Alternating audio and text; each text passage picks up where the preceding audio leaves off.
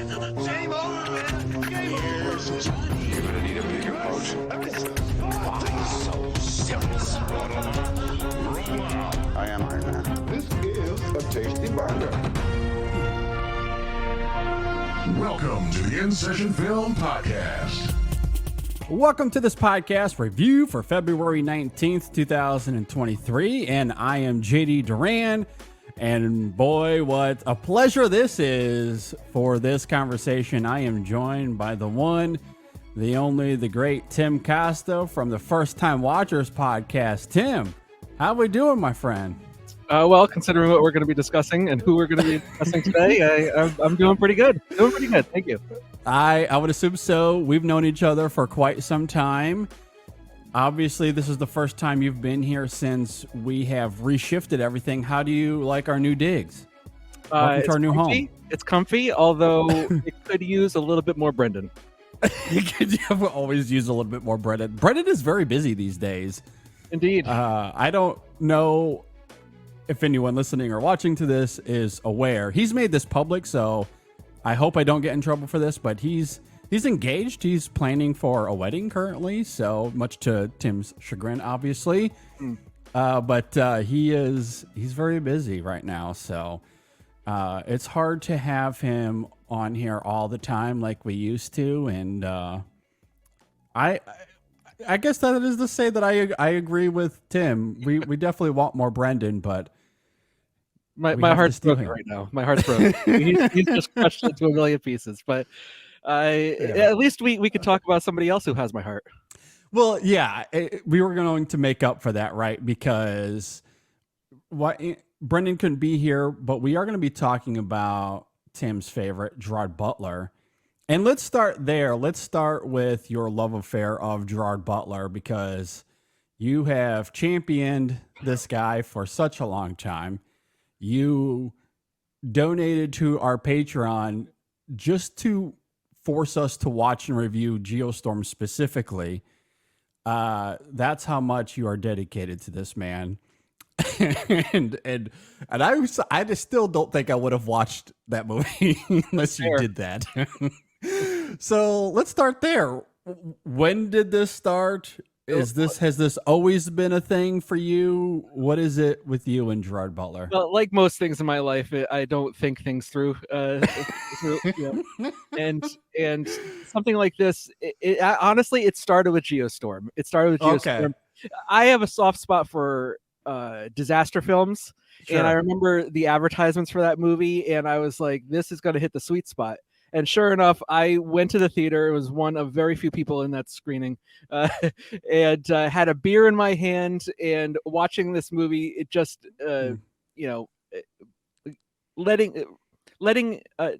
turning my tummy over and letting it rub me the right way, and just fell in love with that movie. And like most things, I tend to exaggerate and be hyperbolic. So I became hyperbolic with that film and my love for the film. On subsequent watches, I still love it because I enjoy it for what it is. Mm-hmm. And it just morphed into some sort of online love affair with Gerard Butler. And honestly, the more films of his I've watched, the more I've appreciated the niche that he's kind of made for himself. Mm-hmm. Yeah. And it's pretty interesting, actually, the last couple of years, how he has the choices that he's made, his decisions in terms of his roles, I think has suited his persona, his on-screen persona well. Mm-hmm. And he's found a nice niche, I think, after the Has Fallen trilogy, this big action star, same with Geostorm, and maybe even something like Den of Thieves. Den of Thieves is more grounded, of course, and a low rent heat, but I think is really successful in what it's doing. And I think ever since the finish of the Has Fallen trilogy in 2019, the last few films of his, have done him pretty well, and I think he's done those movies well. So yeah, he's definitely carved out this particular niche that he has.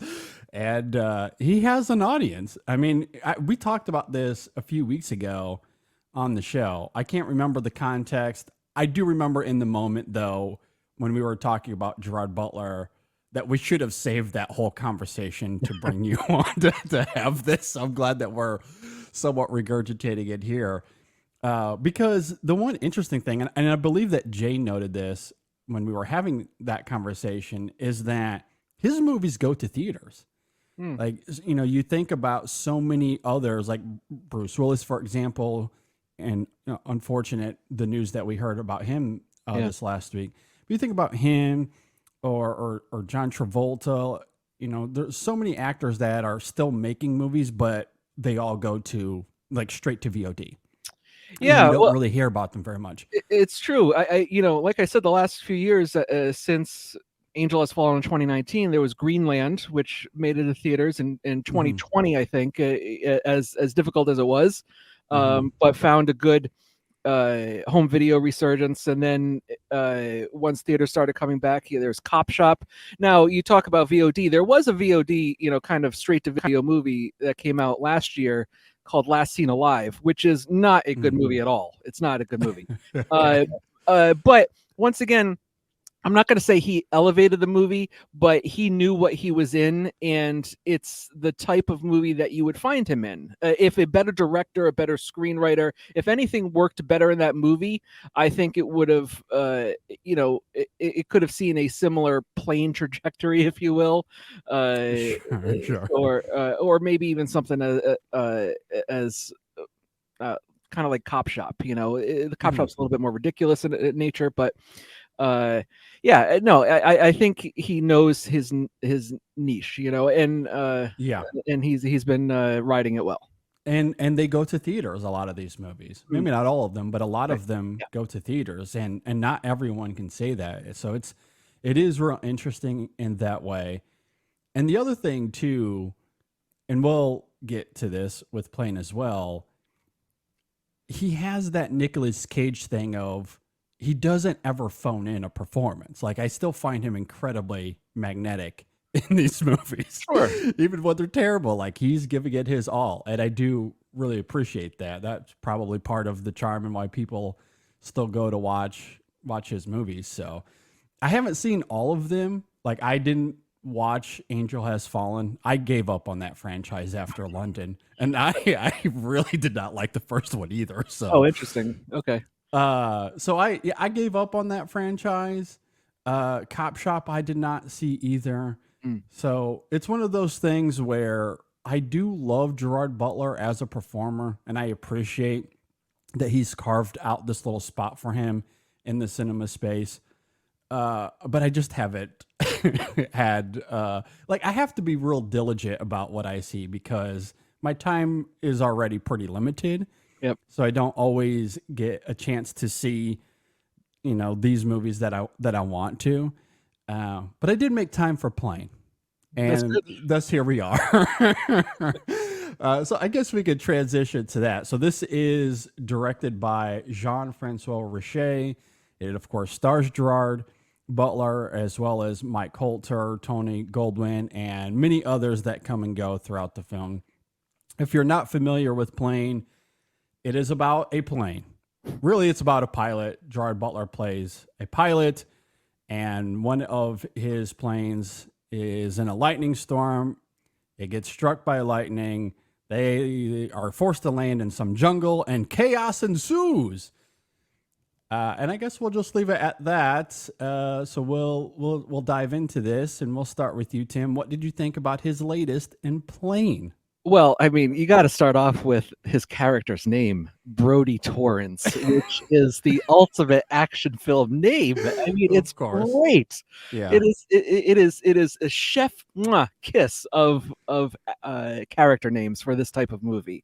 And I don't think it stops there either. Mike Coulter's name is Louis Gaspard. I mean, he plays somebody who is in the French Foreign Legion.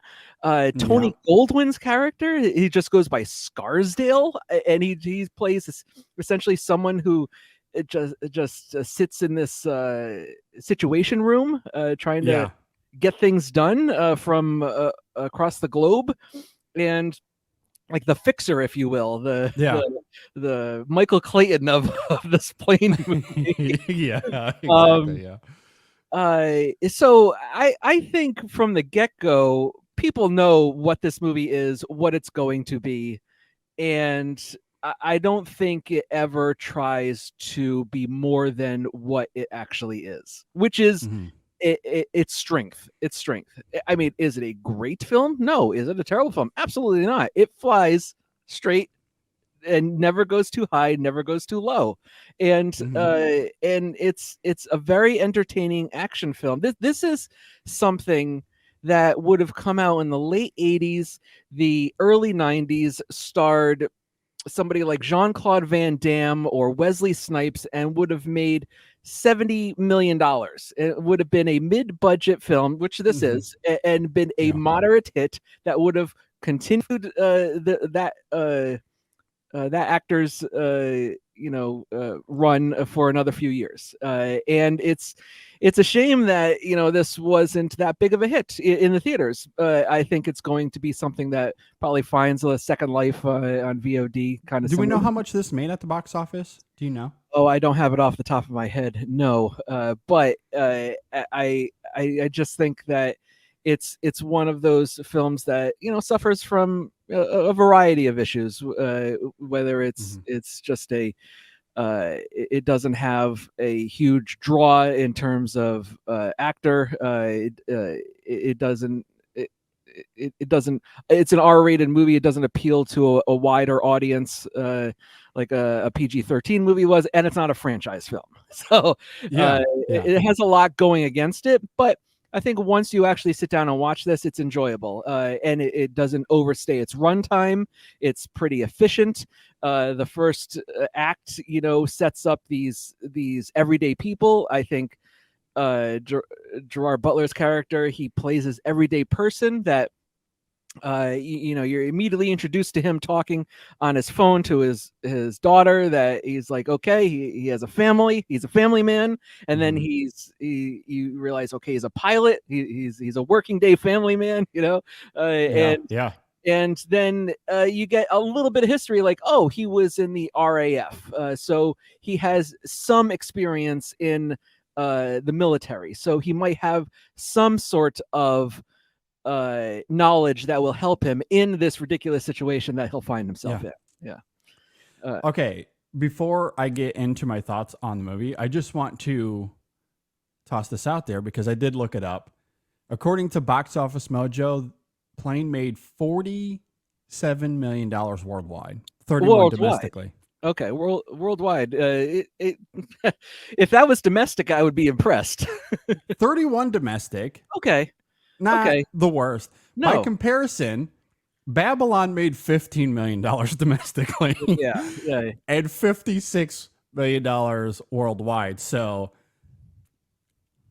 it's not like it was a complete failure. I guess, but that's an odd comparison too, Well, because I was trying to think of a movie that came out recently. Maybe I should have looked up something like The Fabelmans.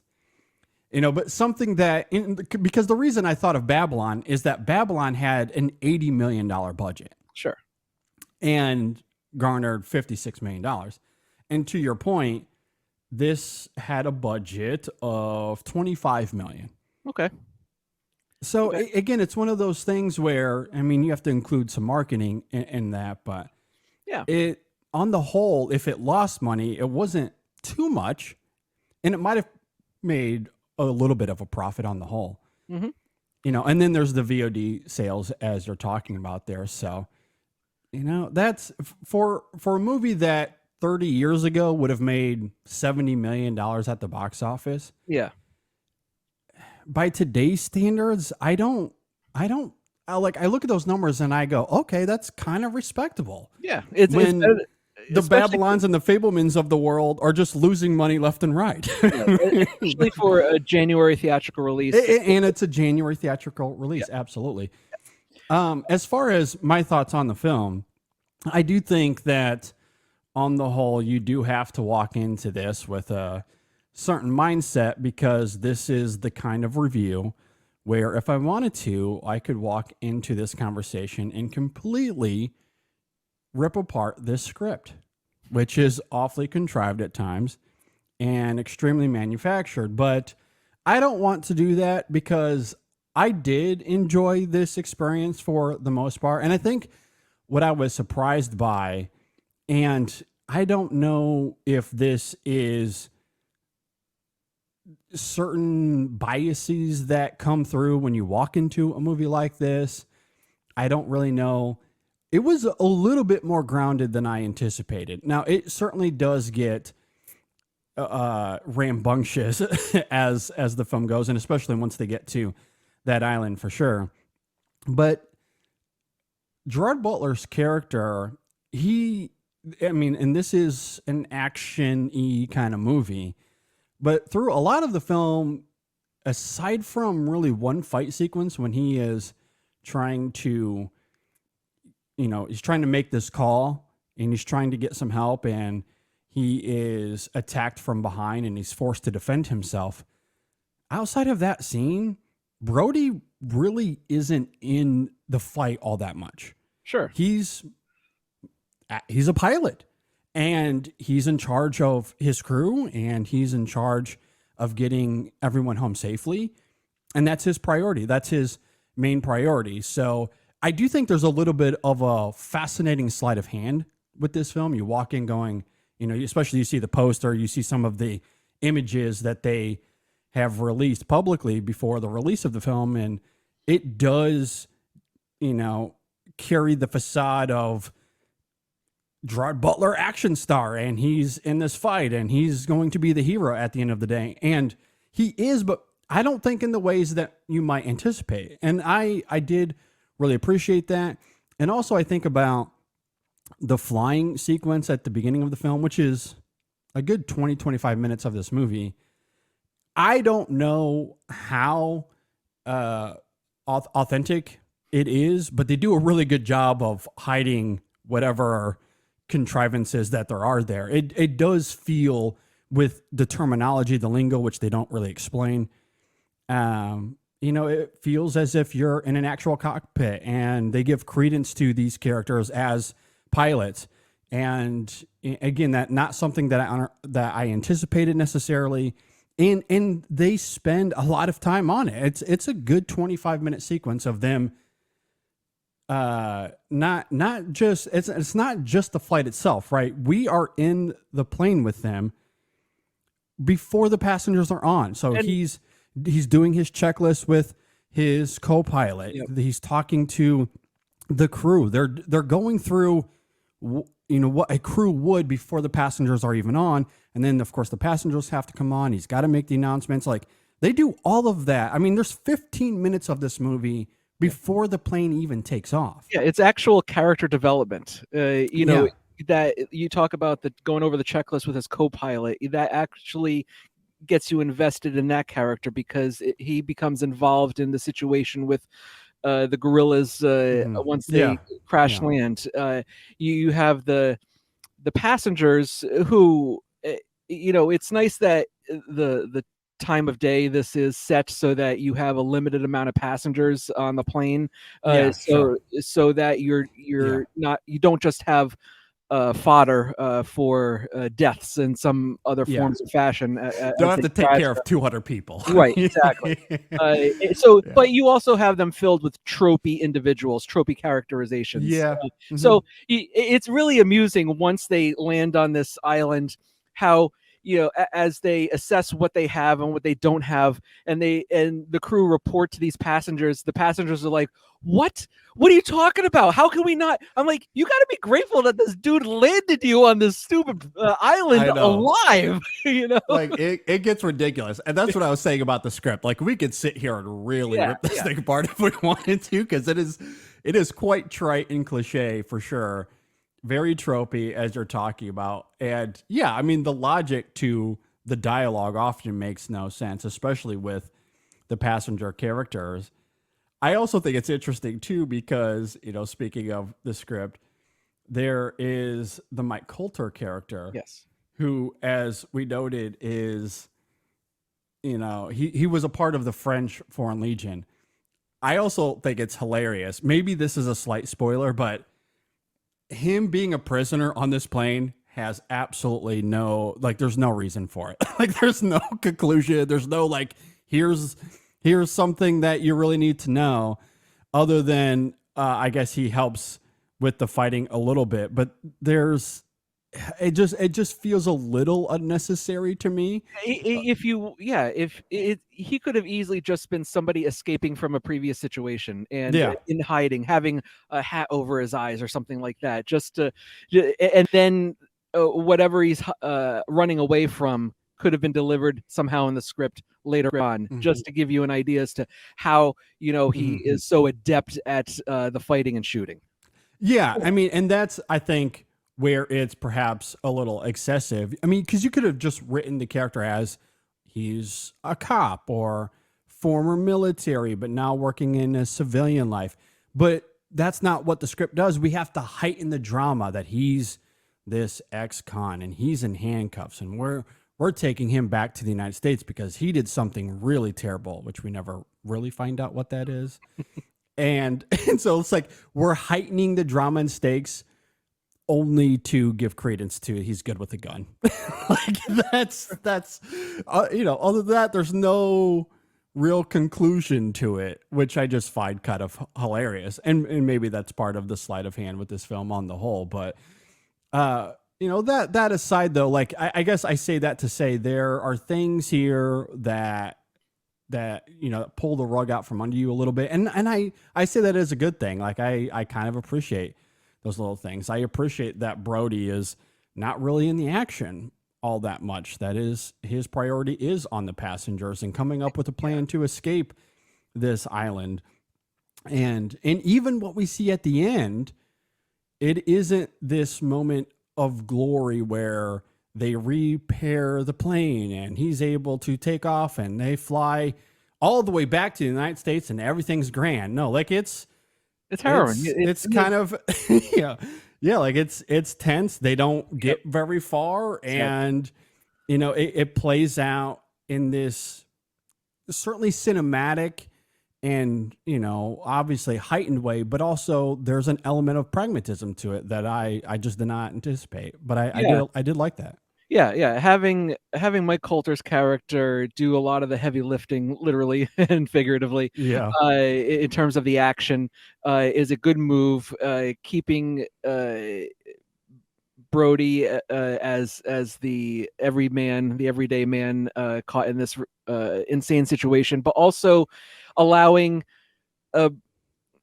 Gerard Butler his character to be like, his priority, which he does in action and also states outright, is the safety of the passengers.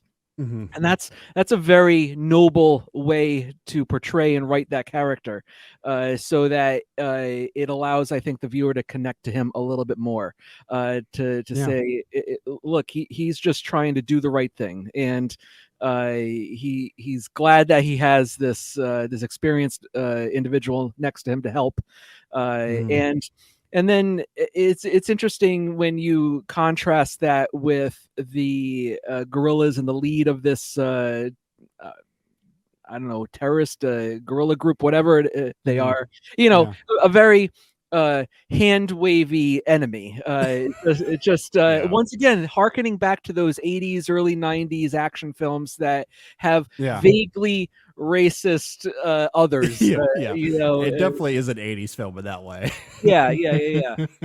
So the whole idea of the island and the area that they're in, and how the government doesn't want to even bother with this because it's too difficult of a situation, and the how and the who is just, once again, very hand wavy, very very glossed over, which makes the enemy, you're not looking at a very well drawn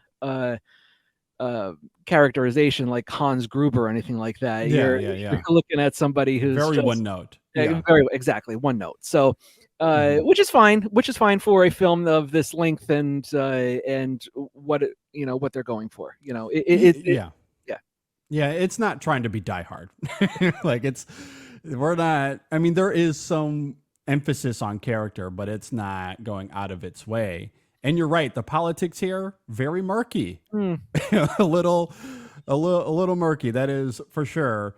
And so it definitely has that 80s feel to it for sure. But I do like, again, treating this film for what it is, how it has that sleight of hand at times, and that camaraderie between Brody and Lewis, I do think is interesting because of that pragmatism that is there. And I do like with Lewis that while he has this ability to fight and he's willing to help Brody in this situation, he's also not above himself to just look out for him individually, which is why I love how that character crystallizes, where it's, okay, I helped you, but I'm just going to do me now. Yeah. And again, I love that dynamic. And then, we briefly talked about it a moment ago, but all the stuff that's happening back at the headquarters of this company that is in charge of the plane, again, a little stocky, but I do like some of the drama that's there and the back and forth banter. I love when Scarsdale shows up there and the first thing he does is berate the employee that gave the green light for them to fly through. Right. Like I just thought that was really great too. Like he's there, understands what is happening, and doesn't give a shit. Like he's just going to do his thing.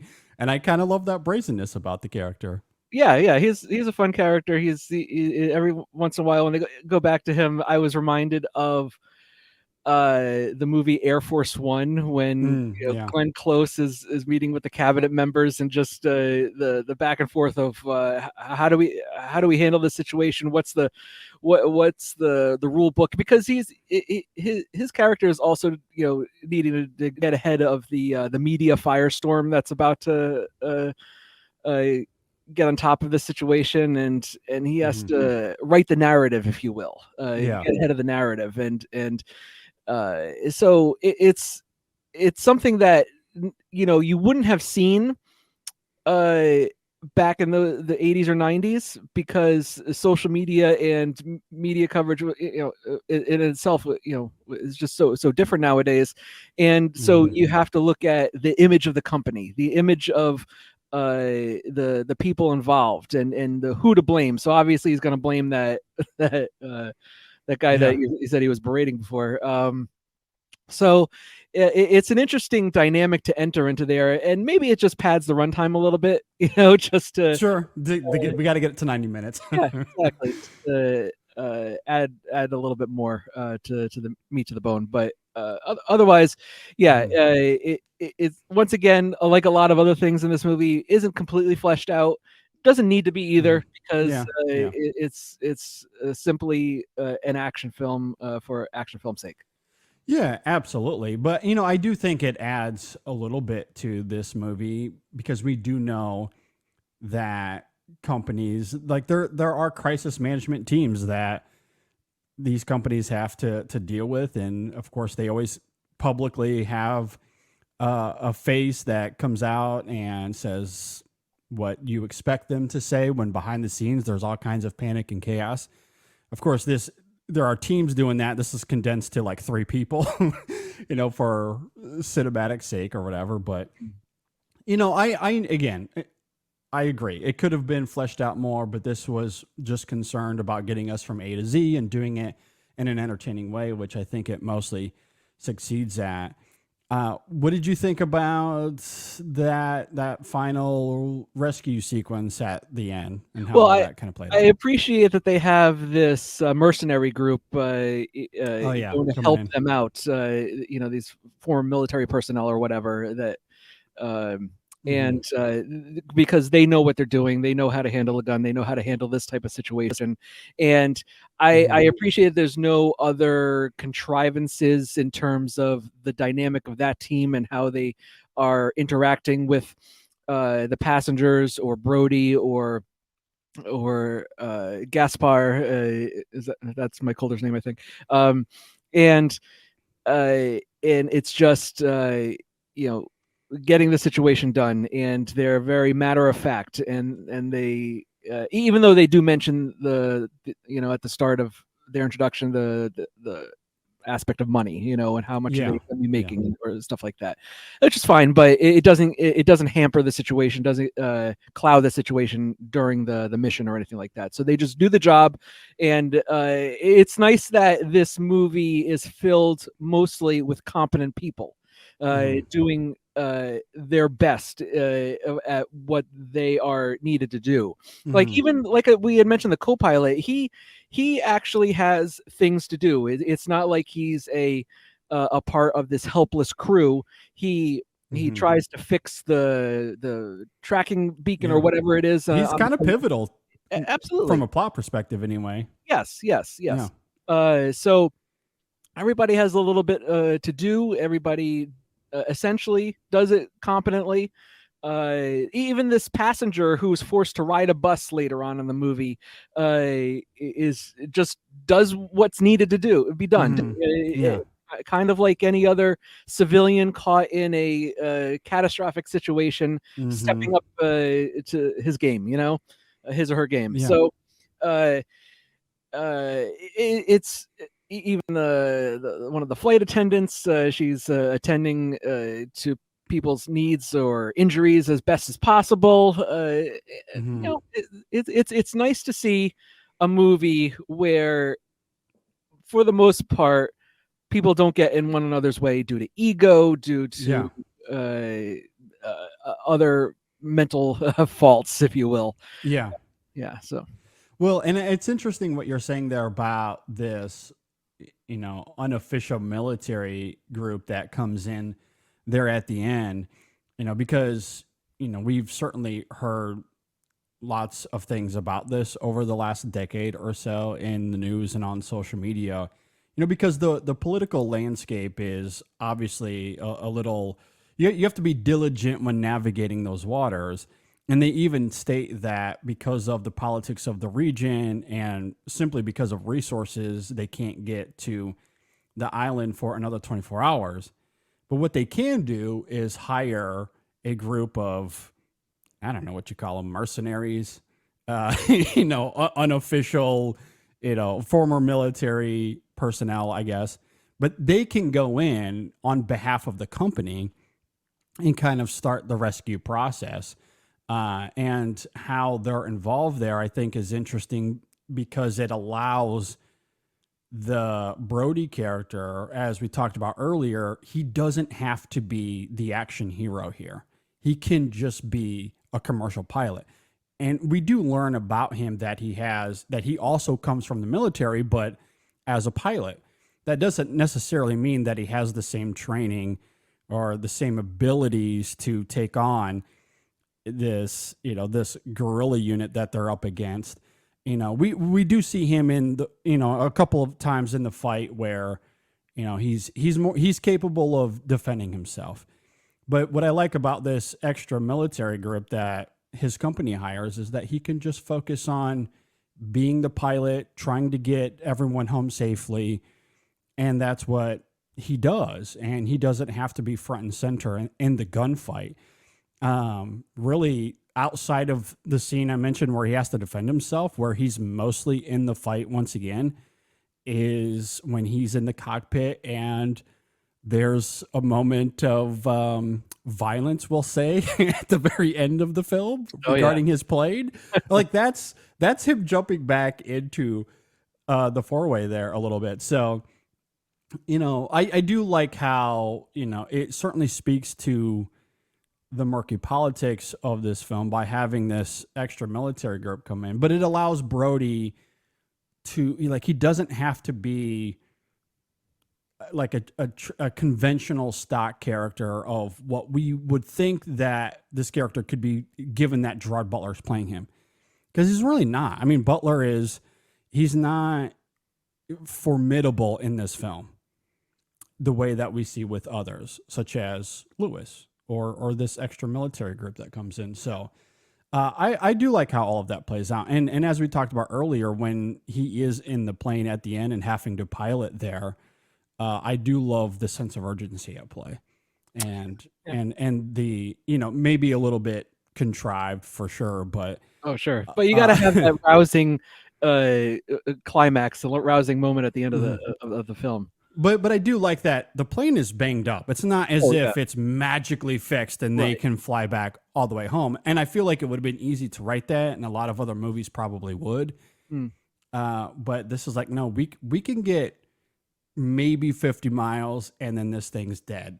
And so Look, when you are able to on two instances in this movie, at the beginning and at the end, when you're able to hearken memories of the Denzel Washington movie Flight at the opening of that movie, you're doing a good job. I think you're doing a good job, and this movie is serviceable on a number of fronts.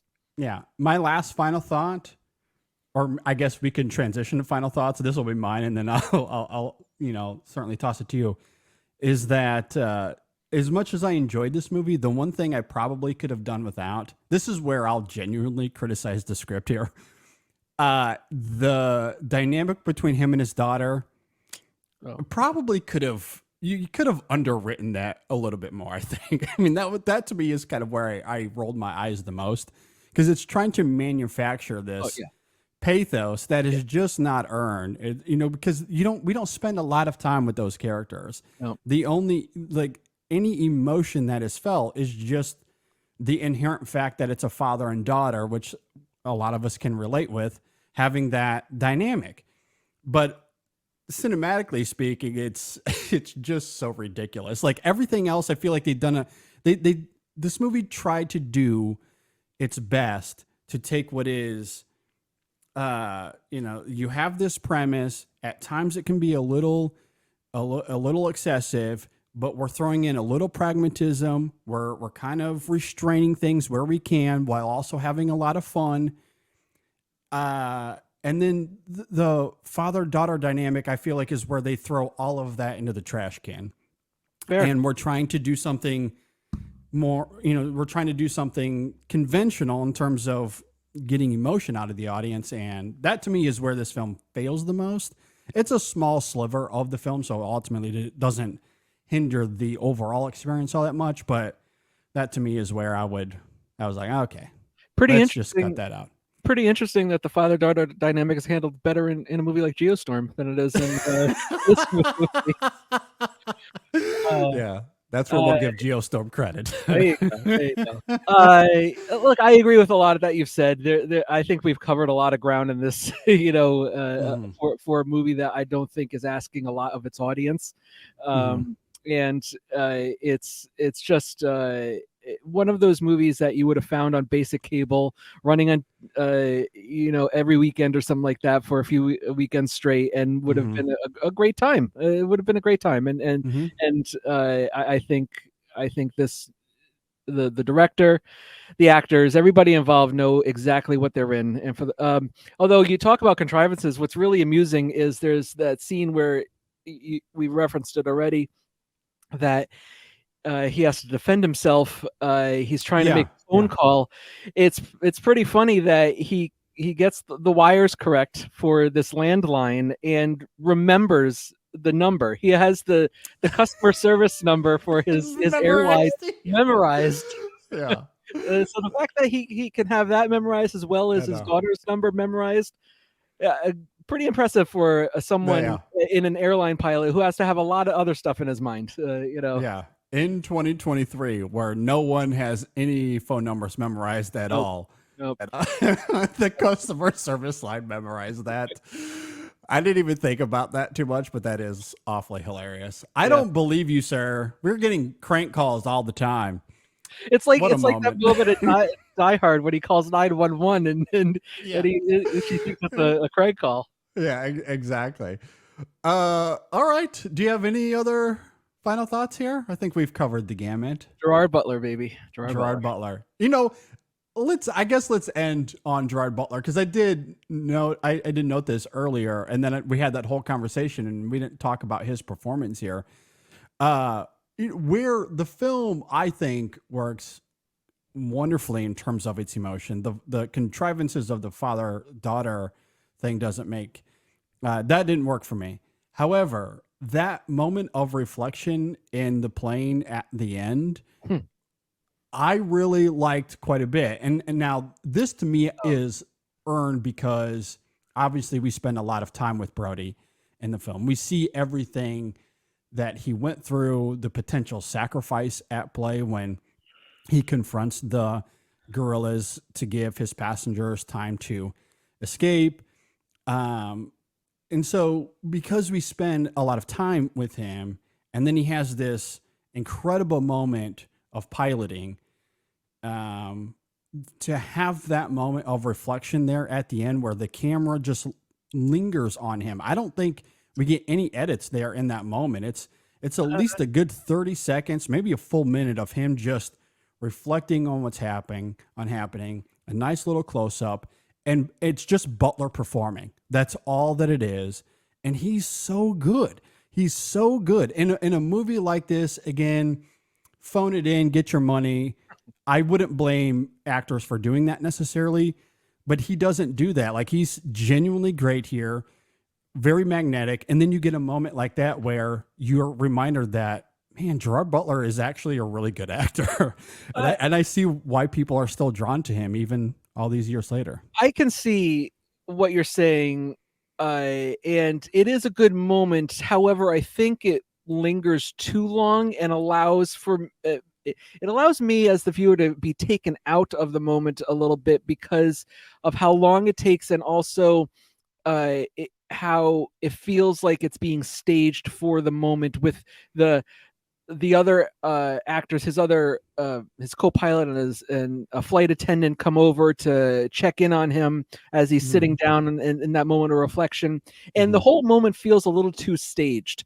So I think it lingers a little bit long there. And then you have, after that, on the outer steps of the plane, and the camera pans back and up. And it's almost like the camera is a plane itself. Oh my we gotta emphasize the plane, man. The movie's called Plane. Yeah. So I mean, I see what you're saying, and he does a good job in the moment, but I think it just lingers a little too long.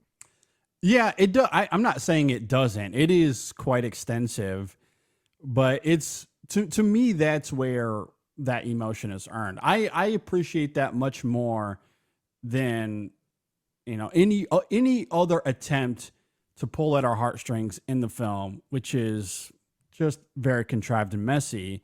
This one felt a little bit earned, and there's not much that this film is doing from a craft perspective to enhance the experience. I mean, the craft and the overall filmmaking here is, it's pretty conventional for the most part. But this is a moment that I like because it wants to emphasize character and it wants to emphasize performance.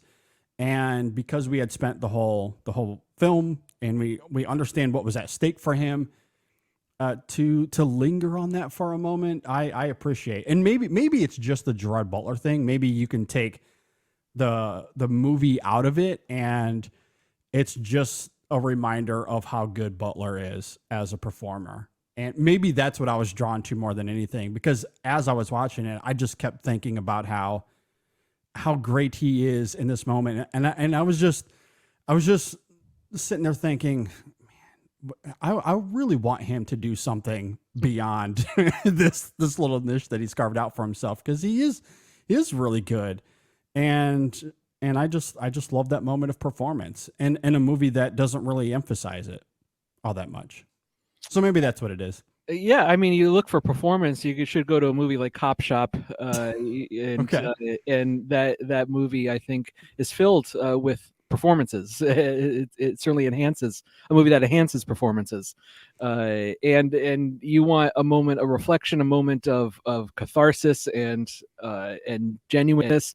I swear, Greenland is the perfect mix of that. Well, I was going to say, because I've heard a lot of great things about Greenland, actually, that it's much better than you would anticipate it as well. So, but yeah. I like Gerard Butler. I enjoyed the movie for what it is.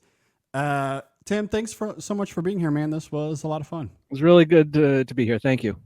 Tell us, as if people have never listened to the show and heard about First Time Watchers, everybody knows, the world knows, it's the most popular podcast. But tell us again, First Time Watchers, where can we find you guys, and how can I convince you to continue on after 500 episodes? Look, I've counted down. We have 22 episodes to go. We're at like episode 477 or something like that, and I am counting down the days until episode 500, and it's been a great run. But First Time Watchers will be coming to a close, and you have already passed us in terms of episode numbers.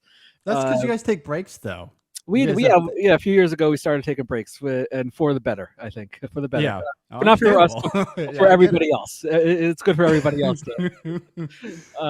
But First Time Watchers, just search for it on any a podcatcher. You can find us on Twitter for as long as that website is up, at 1ST Time Watchers. You can look for me on Instagram if you want, I guess. But yeah, it's been a good one. Are you going to continue to Twitter and Instagram after episode 500? Look, I have to find a way to harass you, JD. Okay, I was gonna say, I just thought it was really funny that you're like, we got 20 episodes to go. Let's start Instagram now. look, when the demise of Twitter is imminent, I was like, I gotta find another place. Yeah, and who knows, with that platform, it could be the beginning of the end there. But at any rate, go follow First Time Watchers. Go check out their show. You got almost 500 episodes. Go check out the whole back catalog. Really good stuff. I've been on a number of episodes, so you can go and check all that out. But yeah, I really do appreciate you, Tim, for being here. And we'll definitely get you back, because the world just isn't the same when you're not on the microphone. So even after 500, if I can't convince you to keep going, you'll just have to start a new show here. That's only the Tim and Brendan show. Thank you. Thank you. Thank you. We'll see how that entices me to keep going. Yeah. There you go. Maybe that's the answer there. So at any rate, thanks for tuning in, everybody. Of course, you can follow us on social media as well: Facebook, Twitter, Instagram, everywhere you can, every social media platform out there. Email us InSessionFilm@gmail.com. Let us know if you agree or disagree with any of our thoughts. I'll have some stuff up at Letterboxd as well that you can go and check out. This was a lot of fun. We'll get Tim back. We'll start the Tim and Brendan show later on this summer, so be on the lookout for that. Thanks for listening, everybody. We'll see you next time on the In Session Film Podcast. Go see Plane. It's fun. Ruben to the music. I don't listen this long. I've never heard this.